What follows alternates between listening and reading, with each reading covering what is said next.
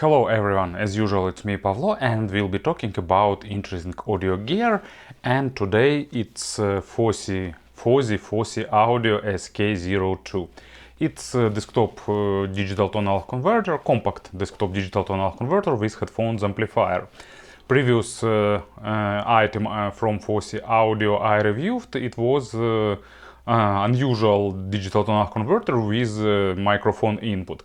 This one is just output, so it's our classical desktop DAC amp combos. Very compact, built with good ES9038 chip, Q2M version, and offers plenty of power. Something about, actually it's not printed here somewhere, no. Something about 260 milliwatts from the single-ended output and 1100 watts or 1 milliwatts, of course, or 1.1 watt from the balanced out. So pretty impressive specs. Affordable price is just $99. On the Fosi Audio you can find links to different shops, like you can get it from AliExpress, from their own website, from Amazon, whatever shop will be more convenient for you. So with all that said, let's have a closer look. So let's see what we are getting in this box. Box is simple but offers nice polygraphy and basic cardboard design. So manual, pretty long USB type A to USB type C cable, and device itself. So that's it. Design is unusual and in my opinion pretty stylish.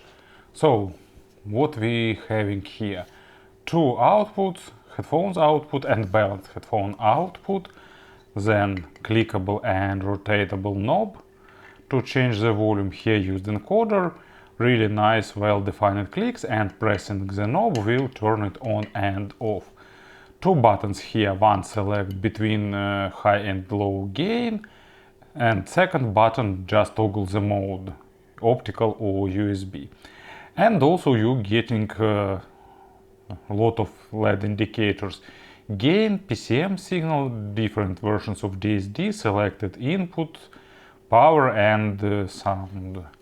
And here are optical input and actually it has auxiliary out, line out if you need to connect something to and use it as digital tonal converter.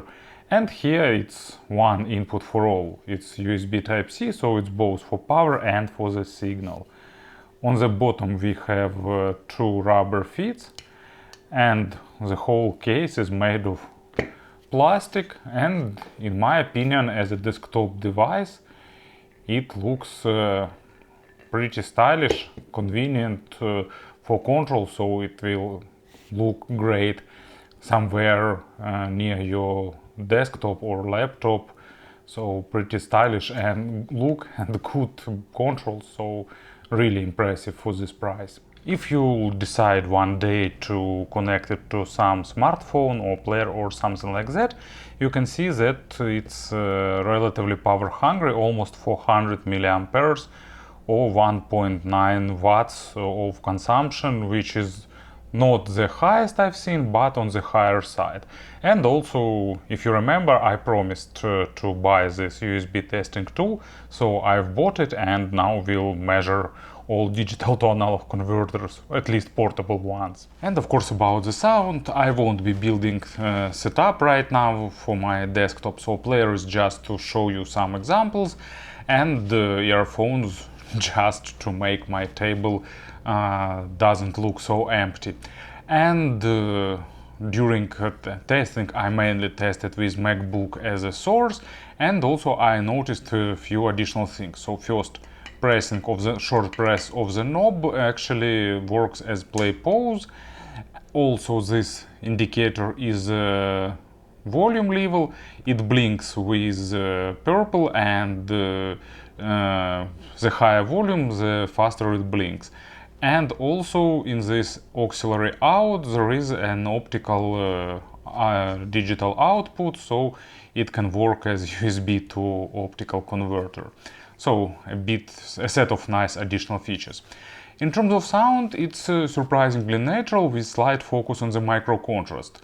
It's interesting that Fosi decided not to go for the mass market tuning to add some worms. Actually, they targeted towards that audience that want natural sound signature with emphasis on the micro contrast and nice extended treble, and if you want some coloration you need to select appropriate earphones. If you don't like natural sound with focus on the micro contrast, so just select some other device.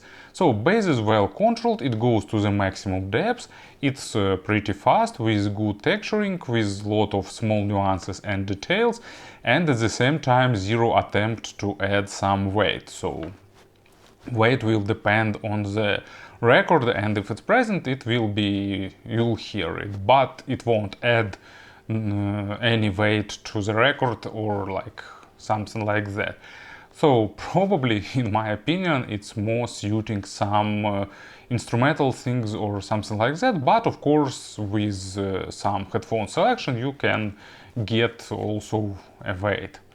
So example is Harvester of Sorrow from audiophile vocal recordings volume 3, and as name suggests, it's cover on Metallica's Harvester of Sorrow, really well recorded with well recorded bass with lot of nuances and not overtones, and this device represented pretty well as the vocal. Mid frequencies are nice, there is a focus on the micro contrast, so it's pretty critical for the quality of records, unless you smooth this with earphone selection once again. With something natural you'll get pretty energetic, pretty aggressive representation with nice stage, not super huge but pretty spacious and airy. With some additional space between instruments and really really well defined depth layering. So depth layers not transitioning smoothly, they are pretty well separated in depth. Resolution is kind of good, but of course on poorly recorded tracks it won't sound optimal. But when everything is good in the track, you'll get all nuances, details and stuff like that. So, example for the mid frequencies, it's The Girl in the Yellow Dress by David Gilmour. Vocal, nice instrumental part, lot of nuances, details, really good track, I really like it. And actually this album reminds Pink Floyd of Gilmour's era, which I really like actually, to be honest. And this thing, of course, it lacking treble extension, it lacking treble layering, it lacking more balanced treble representation, but on the mid frequencies it sounds really good, but of course on the more drier side of representation. And treble, it's pretty energetic, there is a hint of additional energy put in the treble. It's not super sharp, but not definitely for those who don't like detailed and fast treble. Extension is normal, slightly above average, but overtone saturation is really nice. Of course no layering, but even extended overtones are present.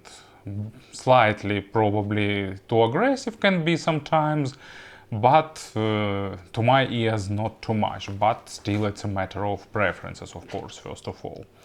And example is Lark Tongues in Aspic and by King Crimson, and there are a lot of percussion, a lot of things.